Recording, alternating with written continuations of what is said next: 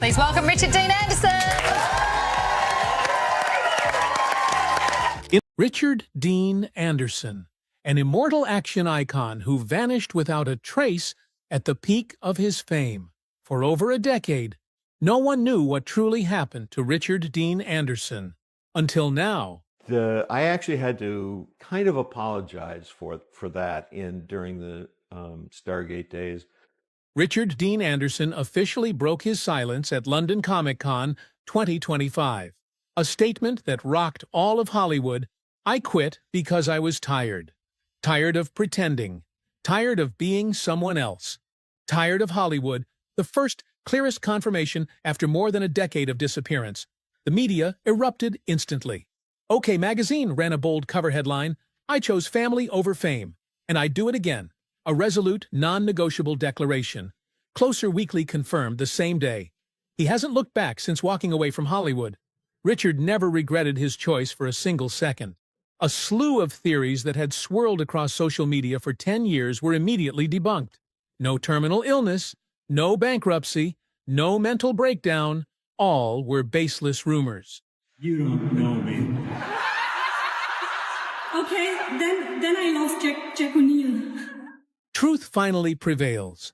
The real reason was that Anderson saw Hollywood as a soul-killing machine, a relentless grind that exploits human energy, trading time, youth, health, and ultimately, the soul.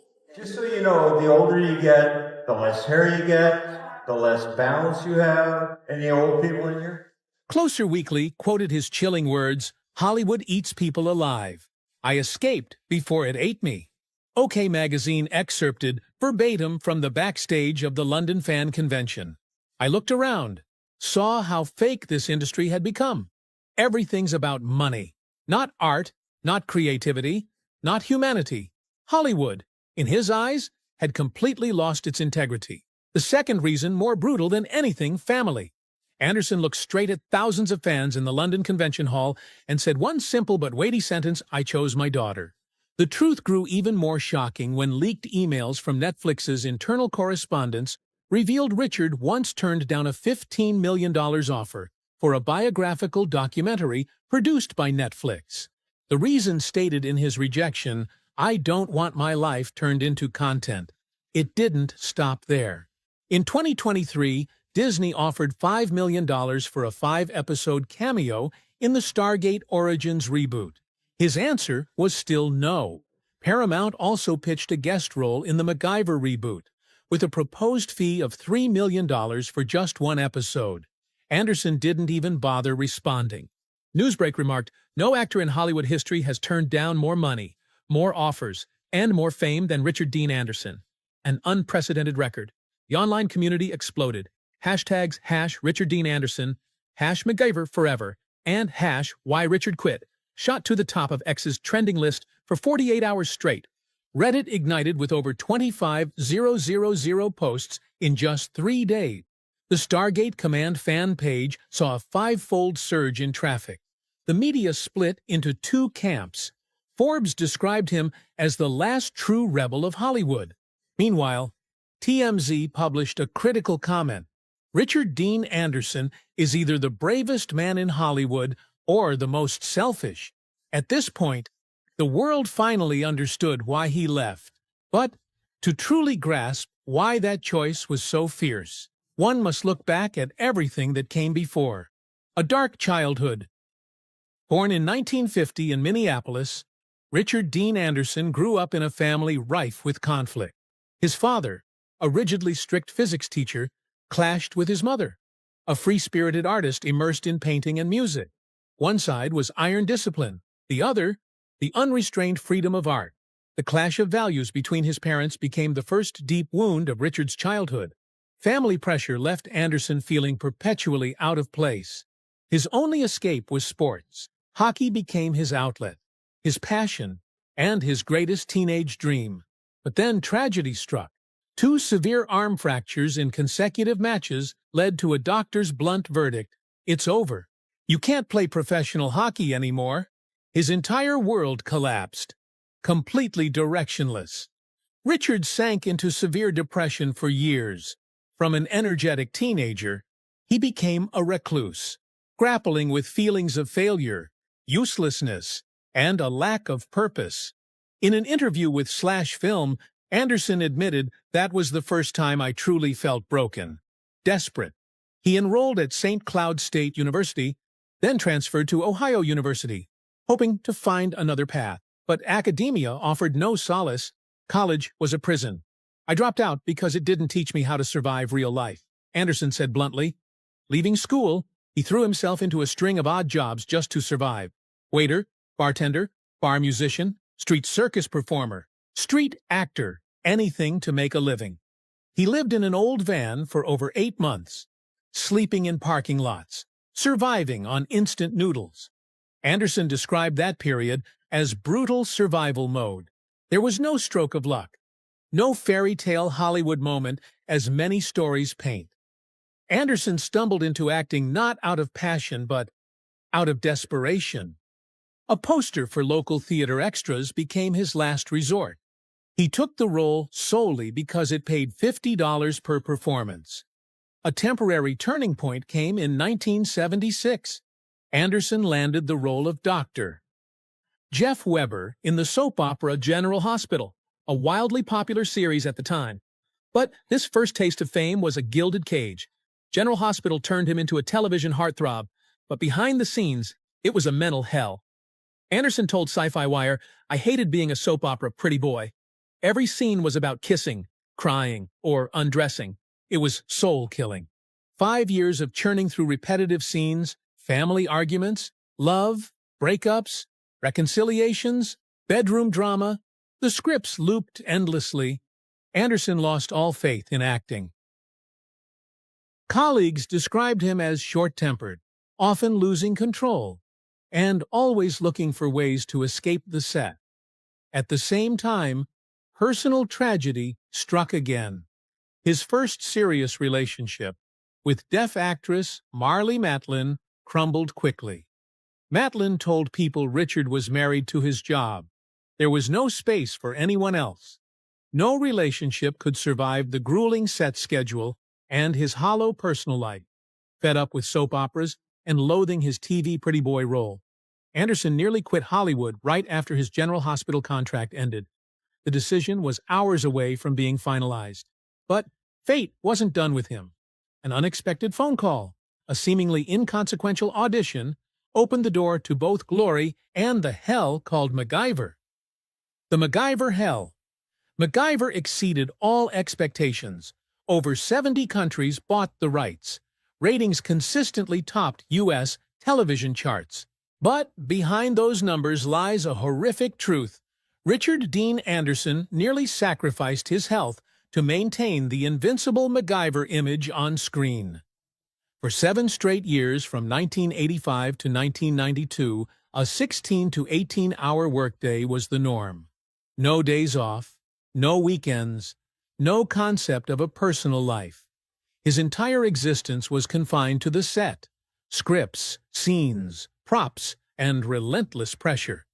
In 1991, the collapse came. Anderson collapsed on set, completely exhausted. He was rushed to the hospital with a diagnosis of nervous exhaustion, severe dehydration, and chronic stress. OK Magazine quoted his doctor. He was physically operating at 20% capacity. The incident nearly led Anderson to abandon the series, but the studio issued a direct threat. If he quit mid-season 6, he'd face a breach of contract lawsuit with damages up to $18 million. The Hollywood Reporter confirmed the studio was ready to destroy him financially if he walked away. Pressure didn't just come from the filming schedule. The MacGyver backstage was a veritable battlefield. Anderson repeatedly clashed with the writing team. The reason he demanded scripts be more humane, less violent, less absurd. But producers fired back, insisting on more action, explosions, and danger to boost ratings. Slash Film revealed at least 11 episodes were rewritten after Anderson's heated arguments with the writers. The biggest conflict erupted in Season 5. A scene required MacGyver to jump over a 20-meter waterfall without a safety harness. Anderson, furious, refused to film, calling it suicidal stupidity. The studio threatened to terminate his contract if he didn't comply. The standoff lasted over 2 weeks, forcing the crew to revise the entire script. Simultaneously, his personal life crumbled. His relationship with Terry Hatcher fell apart quickly. The reason Richard never came home. His home was the set. Terry Hatcher confirmed to People. In 1989, his relationship with actress Cella Ward also collapsed after a major argument over his work consuming all his time. Ward shared, "I was competing with MacGyver, and I lost." It didn't stop there. MacGyver triggered an identity crisis for Anderson. A Slash Film interview excerpt revealed a shocking truth: "I didn't know who I was anymore. Was I Richard, or was I MacGyver? I honestly couldn't tell." Physically broken, mentally drained. By season 7, Anderson began refusing to film overly dangerous action scenes. The stunt team was doubled, but the consequence was escalating backstage tension. Producers repeatedly threatened to replace the lead actor. MacGyver officially ended in 1992, but instead of freedom, Anderson was immediately dragged into 2 follow-up TV movies, MacGyver Lost Treasure of Atlantis and MacGyver Trail to Doomsday. Both flopped disastrously. Record low ratings. Critics described them as desperate, hollow, and irrelevant. After the failure of the 2 TV movies, Anderson severed all ties with the MacGyver brand. He refused all related interviews. He avoided promotional events. When asked about MacGyver in an interview, he gave a single response: "It almost killed me." MacGyver ended, but the story wasn't over. A new, even harsher chapter awaited him. Escaping Stargate. In 1997, Richard Dean Anderson unexpectedly returned to television as Colonel Jack O'Neill in Stargate SG-1. But from the first day of signing the contract, he set an unprecedented condition in Hollywood: 3 days off per week. Non-negotiable. An unheard-of demand in an industry that typically runs on grueling 6- or even 7-day work weeks. MGM Studios agreed, simply because they knew no Richard, no Stargate. Stargate SG-1 exploded into a global phenomenon. 10 seasons, 213 episodes. It became the longest-running sci-fi series in U.S. television history at the time. It elevated Richard Dean Anderson to a new level, from action star to pop culture icon. But behind the glory, tragedy repeated itself. 9 months of continuous filming each year. The days off were only nominal scripts. Meetings, ADR, promotions, fan events. The schedule remained packed. The only difference, instead of getting home at 3 a.m., like during MacGyver, he now got home at 8 p.m. Internal tensions flared from the first season. Richard repeatedly clashed with director Jonathan Glassner. The cause: creative differences over Jack O'Neill's character. Richard wanted O'Neill to be humorous, sarcastic, psychologically complex. Glassner wanted a serious, stereotypical military archetype like Kurt Russell's film version. The conflict dragged on for 2 seasons. The backstage was taut as a wire. At its peak, Richard threatened to leave the series if he wasn't given full control over O'Neill's performance. Ultimately, the writing team had to concede, completely redesigning the character's personality from Season 3. Issues escalated further in Season 9. The script planned to reduce Jack O'Neill to a supporting role, ceding the lead to a new character, Colonel Cameron Mitchell. Richard fiercely opposed it. He nearly quit the series if the writers didn't rewrite the entire story arc. Gateworld revealed the script for Season 9 was rewritten 3 times under direct pressure from Richard Dean Anderson. While backstage drama raged, physical and mental pressure continued to mount. From 2005 to 2007, Richard entered a state of chronic stress, insomnia, and lost 8 kilograms in just 5 months. His health visibly deteriorated. Deep eye bags, thinning hair, graying skin. Colleagues described him as a shell of a man. But the knockout blow didn't come from Hollywood. It came from family. In 1998, his daughter Wiley was born. Her arrival completely reshaped Richard's worldview. He looked into her eyes and knew this is more important than any show. Closer Weekly quoted him. From Season 8, Richard began reducing his appearances. he shifted to supporting roles or appeared via video calls in the show. The writing team had to overhaul the storyline, promoting Jack O'Neill to general and moving him to a logistical role, removing him from the main cast. From 2007 to 2013, Richard's screen appearances became sporadic. A few cameos in Stargate Atlantis, Stargate Universe, and the film Stargate Continuum. But these were mere shadows. No longer the Richard Dean Anderson, the iconic Jack O'Neill that fans once knew. In 2013, it all ended. No retirement announcement, no media statement. Richard Dean Anderson silently vanished from Hollywood. A total disappearance. All filming offers were declined. His only response, "No, thank you, I'm done." Fans were stunned. Crews were bewildered. The entertainment industry couldn't comprehend what was happening. But the truth was brutally simple. Richard Dean Anderson chose to leave to live instead of acting like he was alive. Present and legacy. At 74, Richard Dean Anderson is living the life millions could only dream of.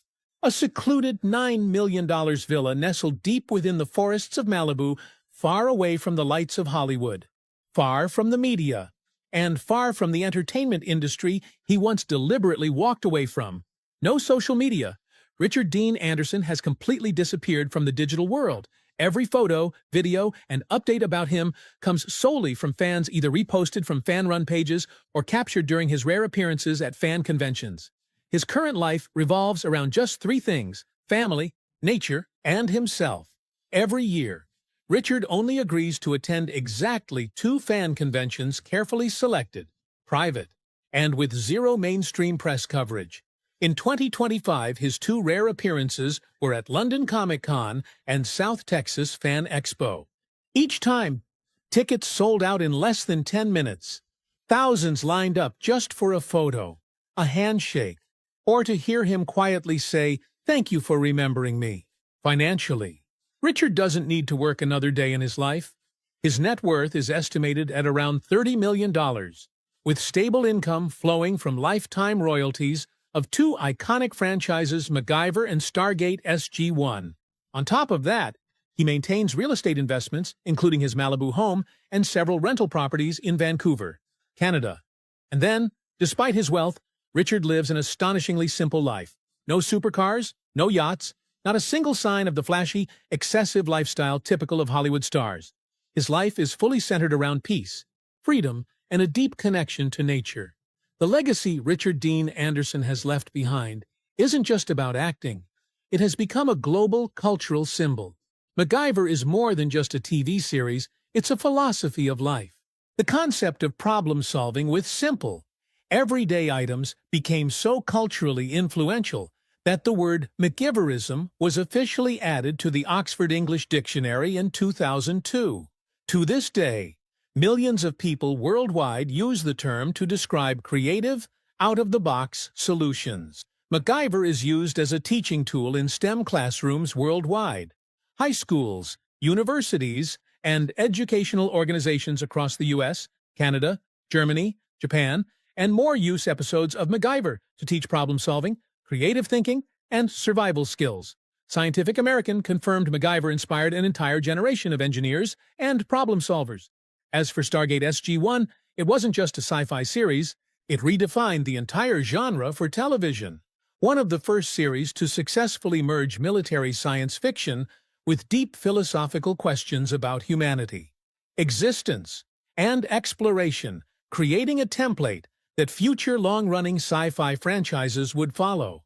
In 2022, the Institute of Electrical and Electronics Engineers honored Richard with the Cultural Impact in Engineering Award, recognizing his role in inspiring generations of engineers and innovators. Global tech conferences often reference the MacGyver approach as a term for solving complex problems with minimal resources.